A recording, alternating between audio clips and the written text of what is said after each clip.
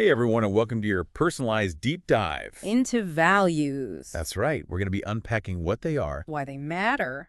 and how they impact pretty much every area of your life. It's a fascinating topic. And honestly, I'm so excited about the source we're diving into today. Oh, yeah.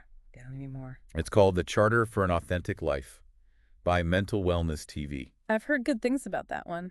It's incredible. It goes way beyond just defining values. It gets into the psychology, The impact on mental health. even how technology might be shifting our values. Yeah, so we're covering a lot of ground today. Buckle up. Okay, I'm ready. So first things first, what are values? Right, let's get back to basics. How does the source define them? Well, it describes values as the guiding principles that basically shape everything. Everything. Yeah, our actions, our choices, everything. Like a compass. A compass. Yeah, they make sure we're not just wandering aimlessly through life. Makes sense? But instead, they help us reach a destination that truly resonates with who we are, you know? Okay, I get the compass analogy, but can you give me a real-life example? Like, how do values actually show up in someone's everyday life? Absolutely. Imagine you're facing a tough decision. Ooh, like what? Say, do you prioritize financial gain, even if it means, I don't know, maybe compromising your ethics a little? That's a tough one. Or do you stick to your integrity, even if it means a financial setback? Right. Your values help you navigate that kind of crossroads, So they kind of push you towards the path that feels right. even if it's the harder path. Okay, now that's starting to click for me. Yeah, It's not just about knowing what's right or wrong. It's about, like, feeling it deep down. exactly. And that's what I love about this source. What do you mean? It dives into the psychology of values. Oh, interesting. It argues that they're not just these intellectual concepts. They're tied to our emotions and motivations. You know, I've definitely experienced that. Yeah, so Like, doing things that align with my values just feels good, you know? that deep sense of satisfaction. Yeah, exactly. But when I go against them, it's like this nagging feeling of guilt or even shame, you know what I mean? It's like a built-in feedback system. Feedback system. Yeah, rewarding us when we stay true to ourselves and sending out warning signals when we stray too far from our core principles. That's a great way to put it. So we know what values are, but what about beliefs? Right. The source mentions values and beliefs. And it makes a distinction between them. Can you unpack that for us a little? Sure. So think of values as the broad guiding principles. Like justice, freedom, compassion. Yeah, exactly. Beliefs, on the other hand. Are more specific. Right. They're what we hold to be true about the world. And they're influenced by, like, our upbringing. Our experiences, even our values. Okay, so if I value honesty, You might develop the belief that being truthful, even when it's hard, leads to stronger relationships. that makes sense. So it's almost like values are the roots and beliefs are the branches. And those branches can grow and evolve as we learn and experience new things. I love that analogy. Okay, so now we know what values are, but how do we figure out what our own values are? Right. Like, where do we even begin? Like this big self-discovery journey. Huh? Totally. And the source outlines a few key steps. Like what? Well, first, it encourages self-observation. Okay, so paying attention to what matters to us. Exactly. What brings us joy, even what makes us angry or frustrated. Those emotional responses can be clues. Big time. The source also recommends journaling. Journaling. Yeah, it's a powerful tool for self-reflection. You know what? I've always found journaling helpful for processing my emotions. But I never really thought of it as a way to uncover my values. Try it. Write down your thoughts, your feelings, your reactions to different situations, and see if you notice any patterns. Okay, that's a great idea. Anything else? The source also suggests thinking back to times when you felt truly happy. Or fulfilled or proud. Exactly, by revisiting those positive experiences. You might be able to pinpoint the values that were at play. The values that still resonate with you today. This is already making me think differently about, like, the choices I make every day. How so? It's not just about what's easy or convenient. It's about asking yourself, does this align with what I truly value? That's the heart of it. And speaking of choices, the source goes deep into how our values influence our decision-making. In all areas of life. What? But, you know, What? maybe we should save that for next time. Okay, you're right. We've covered a lot of ground already. Let's give everyone a chance to digest all this. Great idea. We'll be back soon to dive even deeper into the world of values. So we know our values shape our choices. But how does that work in practice? Yeah, it's one thing to say, I value honesty. But then what? Right, like how does that actually guide my decisions when I'm in the thick of it? Well, The Charter for an Authentic Life has some great insights on that. Oh, yeah. It describes values as like a filter for our choices. A filter. So when we're faced with a decision, any decision really, big or small. Right. Our values help us sift through all the options, Okay. highlighting the paths that, feel right. The paths that resonate with our core beliefs. Exactly. And kind of nudging us away from the ones that don't. So instead of just, I don't know, weighing pros and cons or just going with my gut, You should also be asking yourself, asking myself what? which choice feels more aligned with what I truly value?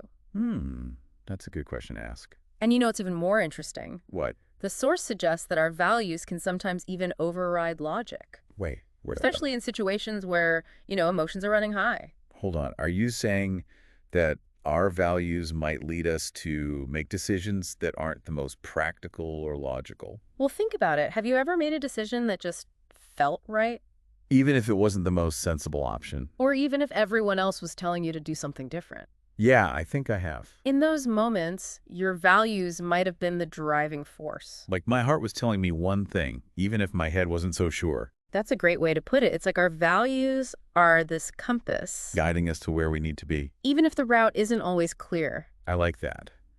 So we've talked about personal decisions, but what about work? Right, how do values play out in our professional lives? How do they shape our careers and our interactions with our colleagues? Well, the source highlights a few key values. For professional growth. Yeah, things like integrity, adaptability, and collaboration. Those make sense, but can you break those down a bit more? Sure, so let's start with integrity. Okay.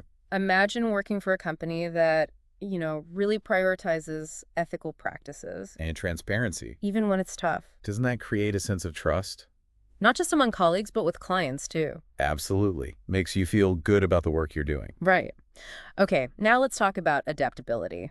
Okay. Things change so quickly these days. All the time. But if you value adaptability, You're more likely to embrace new things. new technologies, new skills, new ways of doing things, And that helps you navigate those changes more easily. it's like adaptability becomes a superpower. In a world that's Or- constantly changing, yeah.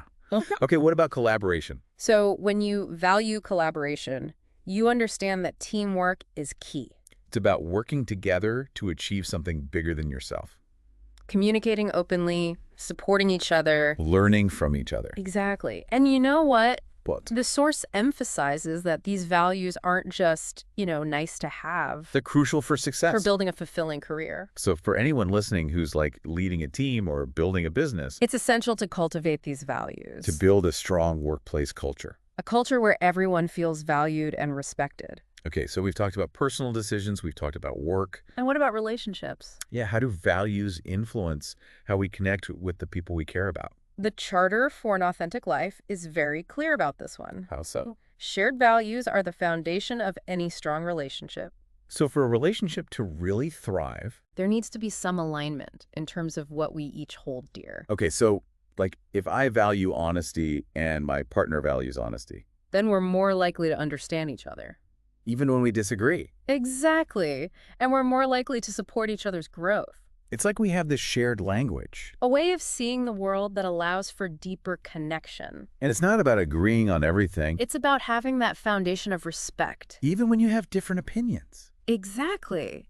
And those shared values create a sense of safety A sense of trust that allows for vulnerability. and authenticity within the relationship. Well said. So, we've been talking about values within a single culture. But what about values across different cultures? The Charter for an Authentic Life dives into that too. It's such a fascinating topic. The world is so interconnected now. We're constantly interacting with people from different backgrounds. Who have different values and beliefs. And the source makes a really interesting point. What? It argues that embracing this diversity is not just important for like global harmony, It's also an incredible opportunity for personal growth. to expand our understanding of the world, Exactly. It's about seeing things from another person's perspective appreciating the different ways people approach life. without judging them based on our own values. Right, because what might seem strange or even offensive to us, Could be perfectly normal in another culture. the source gives a really good example. Oh, yeah.